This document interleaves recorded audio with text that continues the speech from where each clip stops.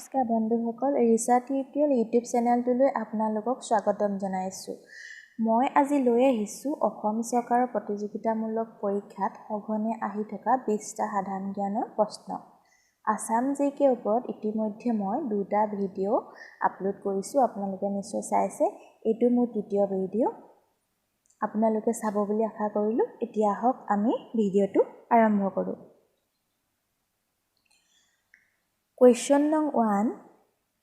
In addition to Assamese, which other language from the state is included in the 8th schedule of the Indian Constitution? Option 4. A. Missing, B. Radha, C. Tiwa, D. Bodo. অসমীয়াৰ উপৰিও অসমৰ আন কোনটো ভাষা ভাৰতীয় সংবিধানৰ 8 নং দফাত অন্তৰ্ভুক্ত হৈছে? ইয়াৰে কাৰেক্ট অপশ্যনটো হ'ব Option number D, Bodo. Question number 2. Which of the following districts do not share borders with Bhutan? A. Udalguri, B. Bongaigaon, C. Baksa, and D. Chirang. তলৰ কোনখন জিলা ভূটানৰ চাৰিসীমাত লাগি থকা নাই? ইয়াৰে অপশ্যন নম্বৰ B হ'ব কাৰেক্ট আনসাৰ। বঙাইগাঁও ভূটানৰ সীমাত লাগি থকা নাই। Question number 3. Who was the first Ahom king to introduce coins? Option A. Udayaditta Singha, B. Chakradhar Singha, C. Jayadhar Singha, and D. Ratnadhar Singha. কোনজন আহোম ৰজাই পোনপ্ৰথমবাৰৰ বাবে মুদ্ৰাৰ প্ৰচলন আৰম্ভ কৰিছিল? ইয়াৰে কাৰেক্ট আনসাৰটো হ'ব option number C, Jaydhar Singha. Question number 4. Who is the founder of the Assamese daily English newspaper, the Assam Tribune? Option A. Prafulla Govinda Borua, Option B. Radha Govinda Borua, Option C. Sivar Prasad Borua, Option D. Dhirendranath Besborua. The Assam Tribune ইংৰাজী বাতৰি কাকতখনৰ প্ৰতিষ্ঠাপক কোন আছিল? ইয়াৰে correct আনসাৰটো হ'ব option number B, Radha Gobinda Baruah. Question number 5. Fakhruddin Ali Ahmed was the President of India.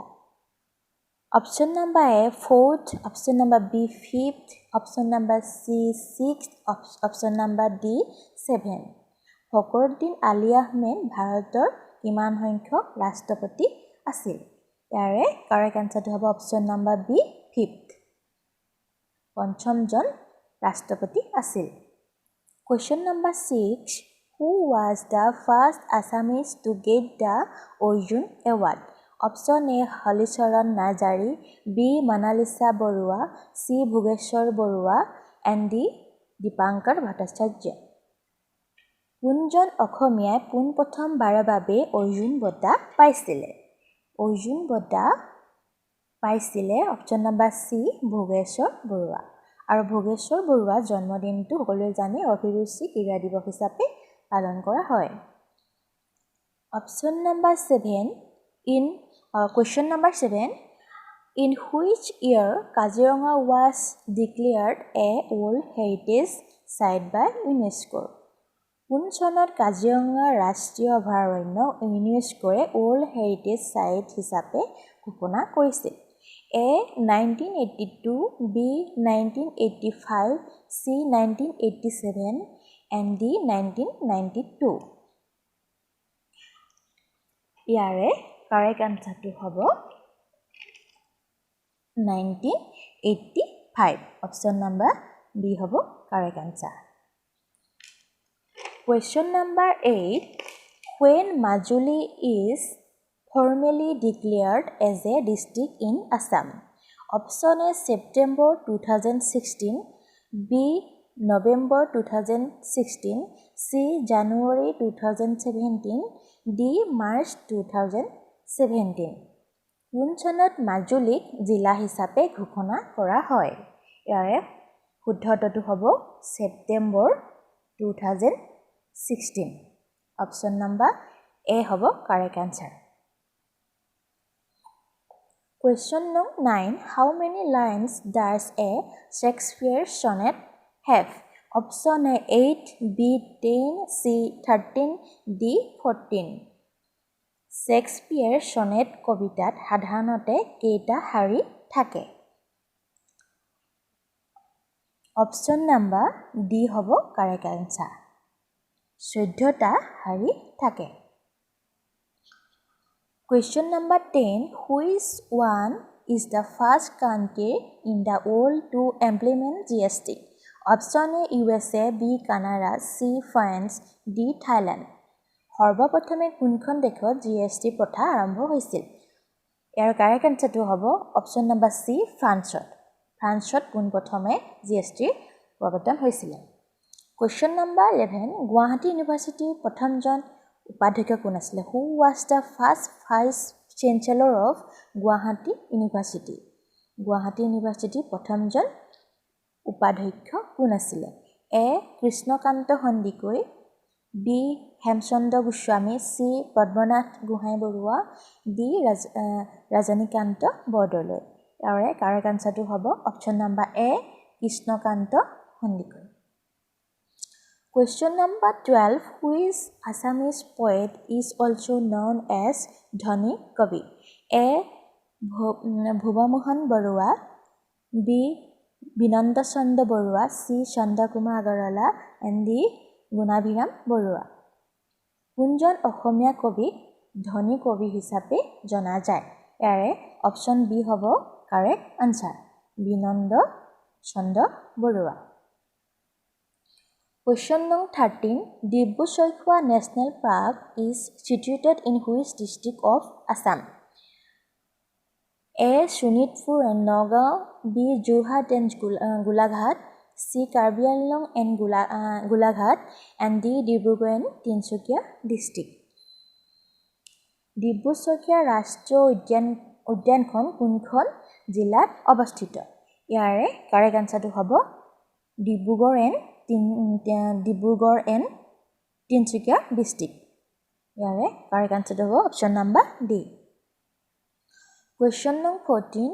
Which one of the following gas is not found in LPG cylinder? A. Argon, B. Methane, C. Butane, D. Propane.